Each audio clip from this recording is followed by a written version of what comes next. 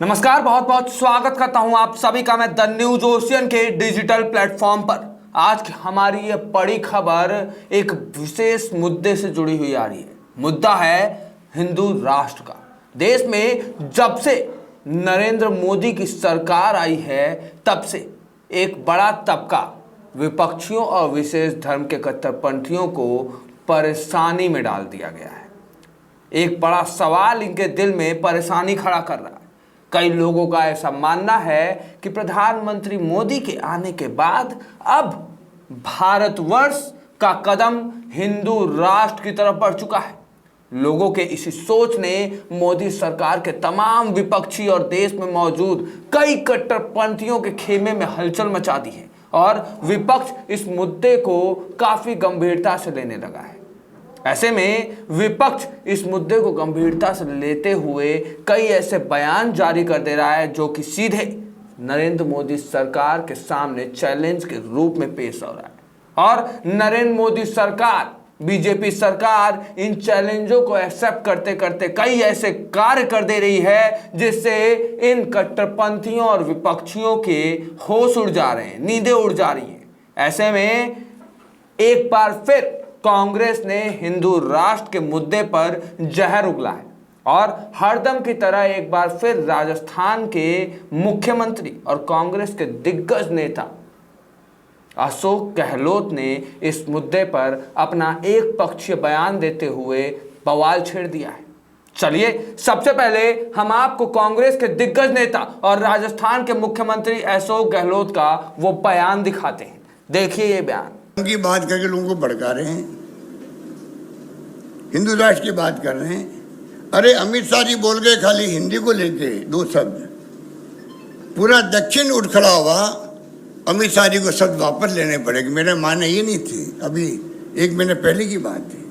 जो भाषा के नाम पे भड़क सकते हैं देश के लोग, धर्म के नाम पे जो ये खुद ही भड़का रहे लोगों को, तो आप सोचिए कि इनकी सोच क्या है। ये क्या धर्म के नाम पर, हिंदू धर्म के नाम पर ये हिंदू राष्ट्र बना करके रख पाएंगे?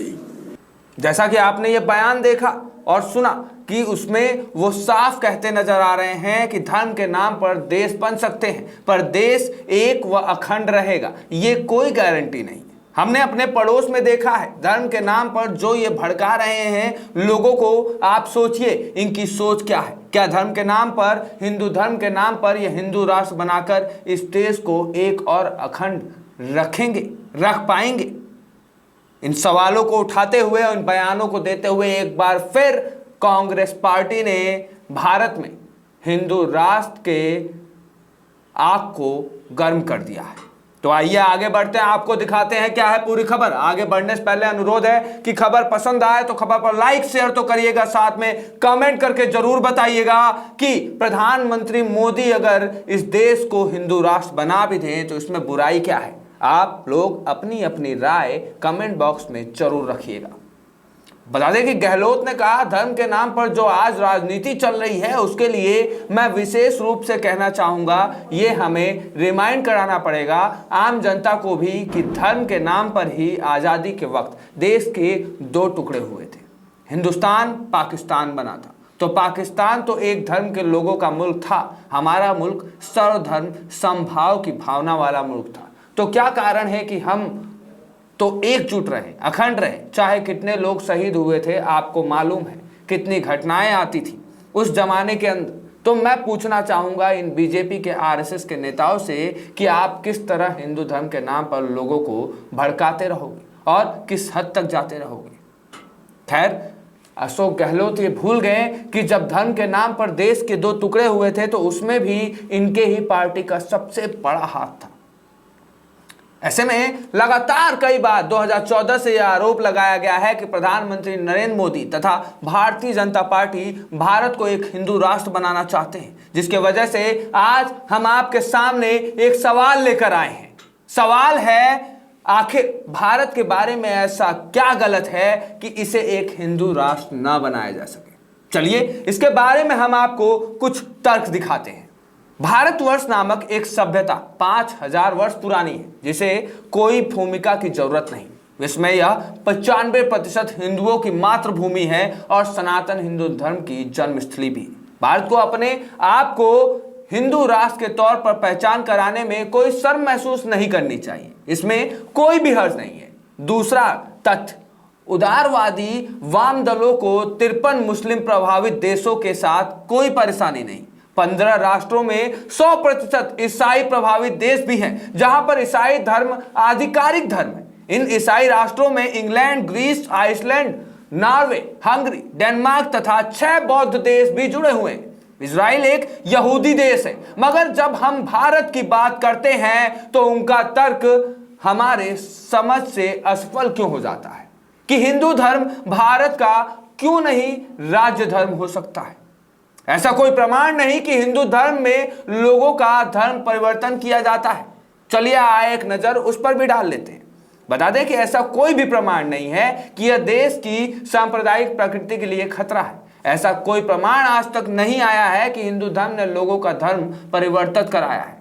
विश्व में ईसाई तथा मुस्लिम देश हैं जो मुसलमानों तथा ईसाइयों की विश्व भर में मानवाधिकार उल्लंघन तथा धार्मिक उत्पीड़न की आवाजें उठाते हैं। विश्व म्यांमार, फिलिस्तीन, यमन इत्यादि को याद करता है, मगर पाकिस्तान या फिर अफगानिस्तान या अन्य इस्लामिक राष्ट्रों के हिंदुओं और सिखों की बात नजरअंदाज कर देता है।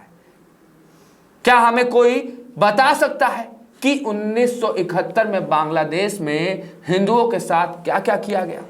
पाकिस्तानी सेना द्वारा वहां पर कत्लेआम कैसे किया गया और कश्मीरी पंडितों को कश्मीर से कैसे देश निकाला कर दिया गया?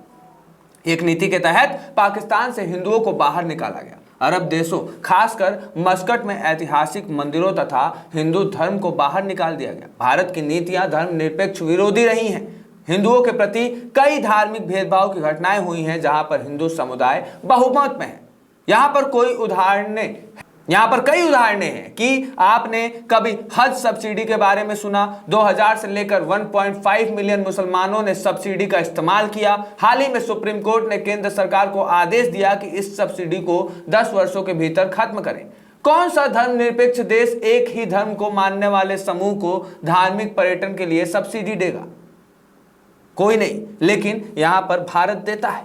2008 में औसतन हवाई किराए की सब्सिडी प्रति मुस्लिम श्रद्धालु के लिए $1000 थी, जबकि भारत सरकार अपने नागरिकों की धार्मिक यात्रा का समर्थन कर रही थी। सऊदी अरब जैसे देश जहां पर हिंदुओं की मूर्ति पूजा के कारण त्रस्त होती हैं, वह विश्वव्यापी वहाबी आतंकवाद को फैला रहा है। हिंदुओं को मंदिर निर्माण की अनुमति नहीं है तथा भारतीय करदाताओं का पैसा श्रद्धालुओं के सब्सिडी देने के लिए लगाया जाता है और सऊदी अर्थव्यवस्था को सहूलियत दी जाती है। एक सही धर्मनिरपेक्ष देश में धार्मिक भेदभाव के बिना सभी नागरिक एक ही कानून के दायरे में लाए जाते हैं। भारत में विभिन्न धर्मों को मानने वाले लोगों को विभिन्न निजी कानूनों द्वारा कवर किया जाता है। इसके बावजूद भारत में कई ऐसे नेता, कई ऐसे पार्टी, कई ऐसे कट्टरपंथी मौजूद हैं जो भारत में इस्लामिक धर्म को कमजोर मानते हैं, भारत में इस्लामिक धर्म पर अत्याचार दिखाते हैं कि भारत में लगातार इस्लामिक धर्म खतरे में आता जा रहा है।